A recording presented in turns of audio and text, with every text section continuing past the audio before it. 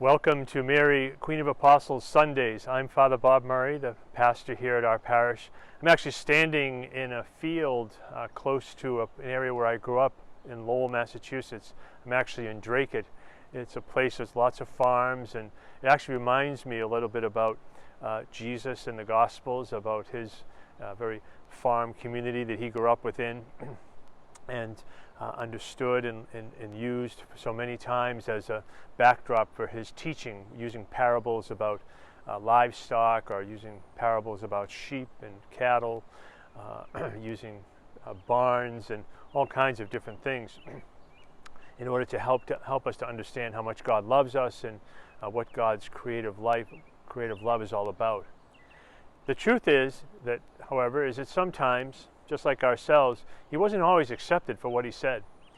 Sometimes he wasn't accepted because of the message that he had. Other times he wasn't accepted because of what he did on the day he did it, on the Sabbath. And in this week's gospel, Jesus is rejected because people know him too well. He's too familiar with them. And that, I think, is still a universal problem. Sometimes people look at us and say, "Oh, look at the big shot now, the big guy who went away to college, and now he's, the big banker, or he's a big executive. And who are you to come here and tell us how to do things?"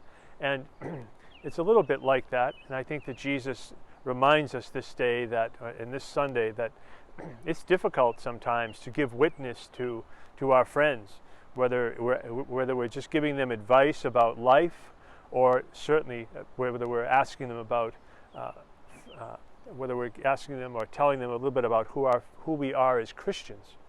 This week on MQOA, we're talking a little bit about what it's like to tell your brothers and sisters, your family, your mother and father, or your brothers and sisters, about what it means to you to believe in Jesus Christ, to give witness as a disciple.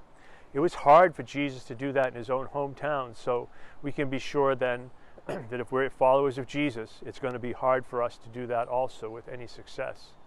The problem is not so much with Jesus, of course, or with his message. The problem is with the people not being open to the possibility that Jesus, the son of Mary, the carpenter's son, could become something different. And that's the invitation for all of us too, as Christians, that we can become something different.